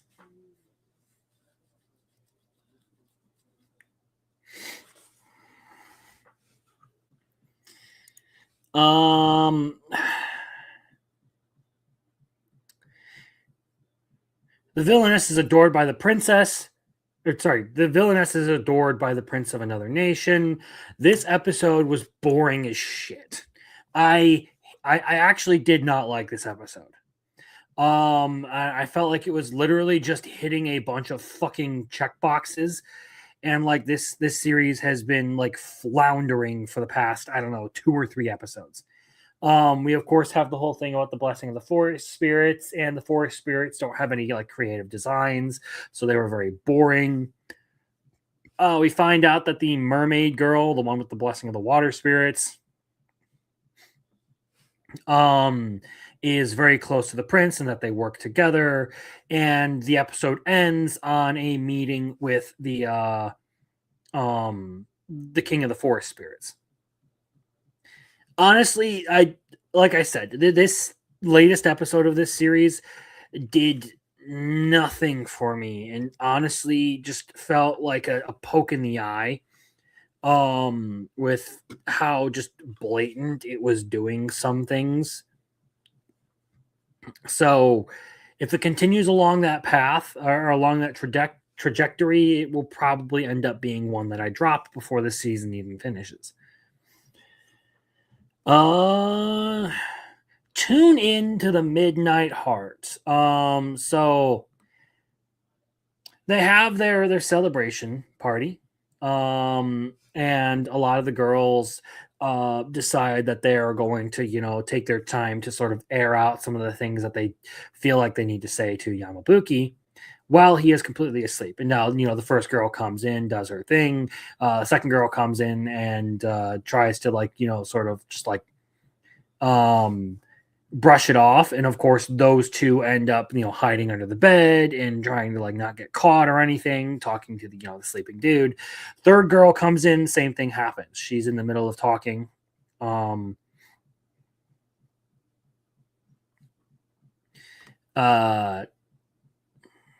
Gets interrupted by the fourth girl. Fourth girl does some stuff and then discovers them all under the bed. Then, of course, we do have the whole thing where everyone bought a shitload of cake. And Yamabuki went and ate a lot of it. And then they have, the rigged fucking Jenga game. So there was that. This is another one where I feel like I'm not terribly impressed with what's going on. Like I'm just kind of like getting to the point where I'm a little bit over it. And I feel like it's not nearly to the point like I feel about this. In fact, I think I actually do want to move this down to just okay, because that's how little I care about it at this point. But this one is one of those series where I feel like I'm just sort of like over it.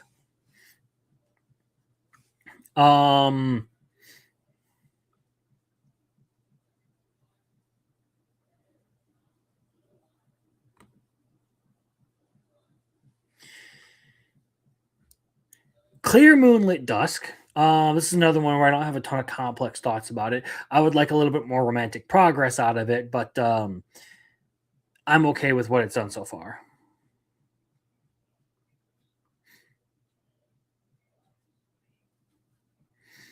So I mean, we do have the whole thing of Yoi just trying to avoid our male lead, because she feels really awkward around him.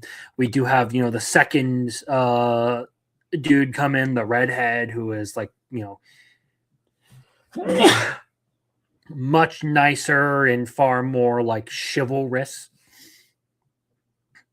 And then we have the whole thing with like the silver haired dude flashing back on his brother and hand holding all that. Like, it's an enjoyable enough show, but I never walk away from this one feeling like I'm particularly satisfied.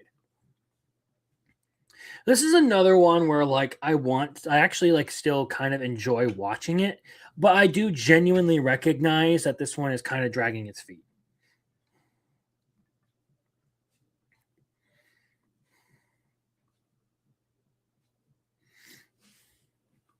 It is definitely far more shoujo.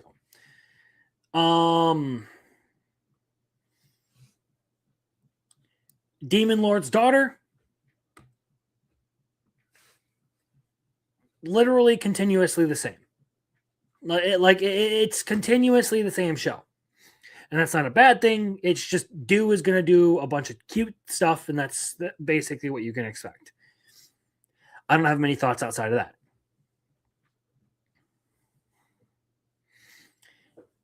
It's not particularly a bad thing. It's not particularly a good thing. But if you enjoy, Do just being adorable, then it'll be a good show for you consistently, because that's really what it does well. The Invisible Man and his soon-to-be bride.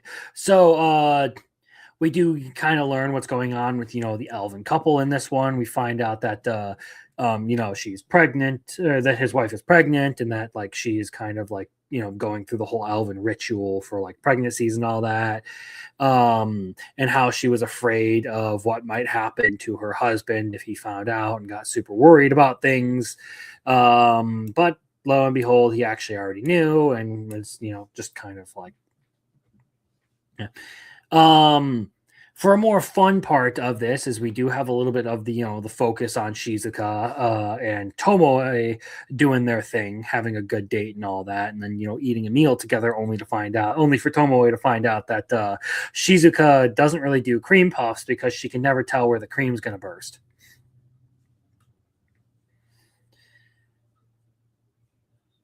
And then, of course, they do the whole thing with Jahi having the problem with the patterns of her fur and not like being like super able to embrace fashion and all that. This show it has two good parts and two parts that I don't necessarily care about. I like the Tomoe and Shizuka stuff. That's cool. I like the elf couple. I think they're probably my favorite part of this series. On the other hand, I don't necessarily care for the gay guy and his relationship, not necessarily to like specifically because he's gay, but just because I don't care for either of the characters. They don't particularly strike me. And then, of course, we do have Jahi, who I also don't necessarily care for and don't find her particularly endearing. So on one hand, if you focus on the first two, cool. If you focus on the latter two, I'm not as interested. I don't hate the show for doing the latter two, for focusing on the latter two, but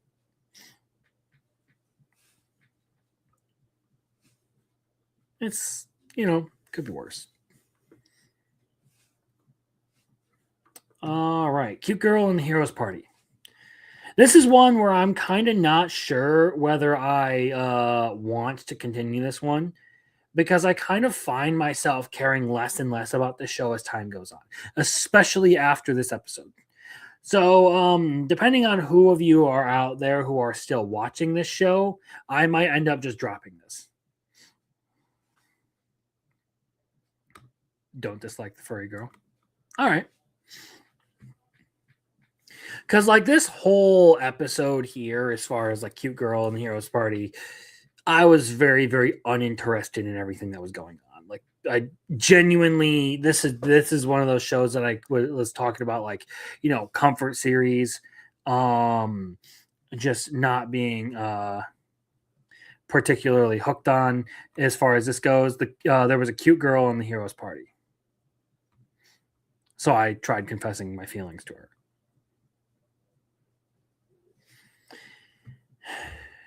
Looks like a lot of people do feel fairly like apathetic towards it. I'm kind of okay. Because like if a lot of people had been watching it and enjoying it, I probably would have at least given it a chance to suffer through this episode. But as far as this one goes, I feel like I'm just going to put this in the not for me category and kind of just move on.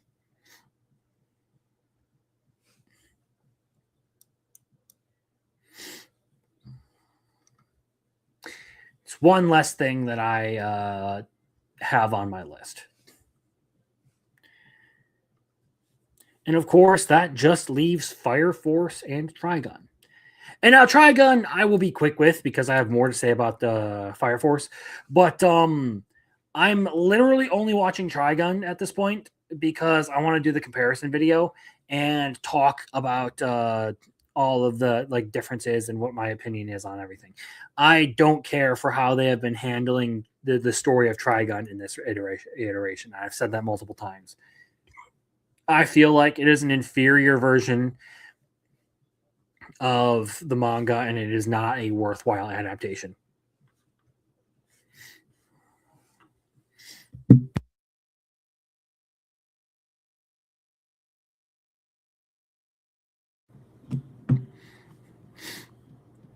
That was very cool.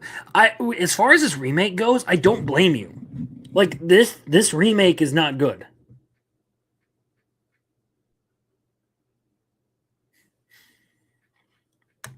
Anyway, Fire Force. I'm actually giving Fire Force a little bit of a promotion today.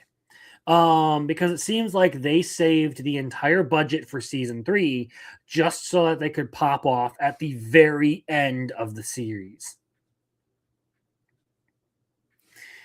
They finally had a fight with some good pacing and like consistent animation, and I really liked it. The whole Feeler versus Giovanni fight was really satisfying. I thought it looked good. It was well paced, and it was an interesting narrative point. But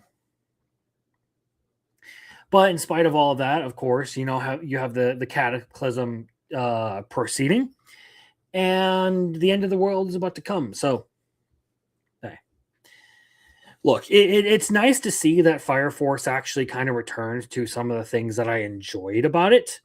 But that still doesn't account for the fact that a lot of the things just weren't that good between the end of season 2 and now. Like the whole first part of season 3 was not good, and so far the first half of this second part was not particularly striking either. Especially when you get to like Lieutenant Hinowa. And everything that he does in this episode, it was pretty fucking forgettable. Like, it was just basically him sitting there staring at Charon doing nothing. Like, there wasn't anything there. It wasn't an interesting exchange of blows. It was basically just Charon taking shot after shot after shot after shot.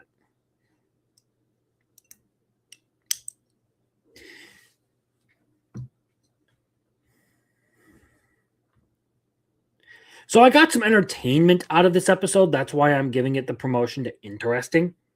But it still has a lot of the core problems with Fire Force that have existed throughout all of Fire Force. And I would by no means call this one, some great anime or anything. It's just kind of one of those ones where, like, I'm so far into it and I'm so close to being done that at the very least, I'm going to finish it out, say that I'm done with it, and probably never speak of it again. Overall, it's probably like a, low 7, high 6 kind of series.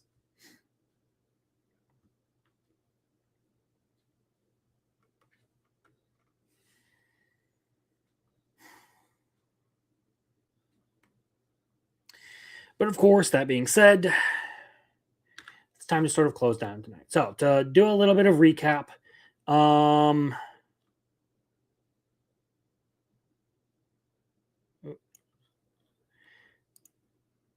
so that everyone is on the same page and we all know what's going on here.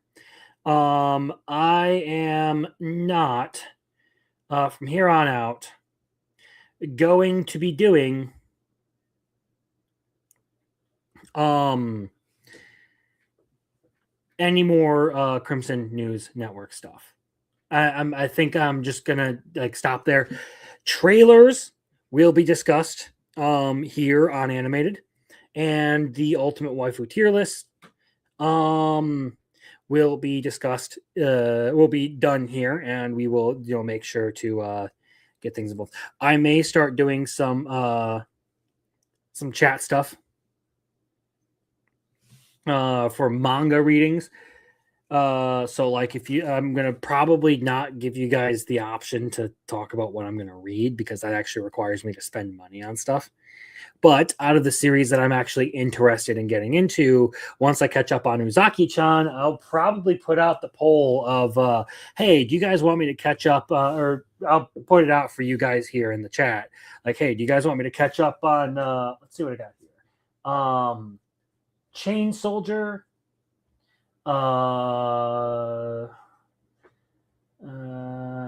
Dark Gathering. There's probably some other ones on there. Witch Hat Atelier.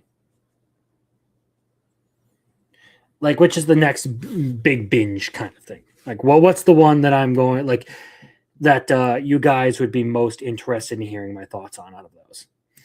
And knowing you fuckers, it's probably going to end up being Chain Soldier, but we'll talk about that next week.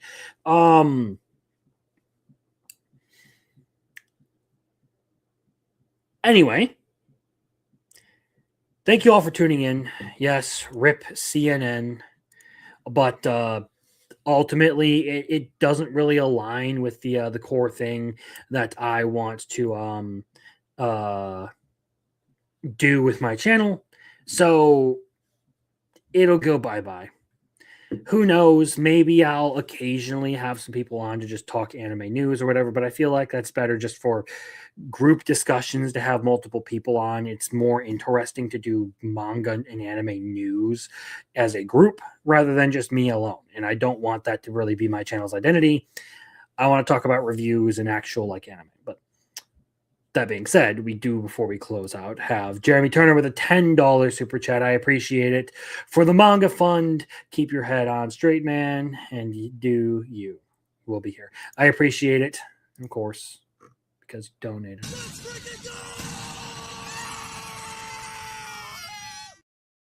And then, come on, where is it? Where is it? 理想的な柔らかさ、俺の美意識に間違いはなかった。何をなさっておいでですか。検品だ、検品。何があっても心静かに。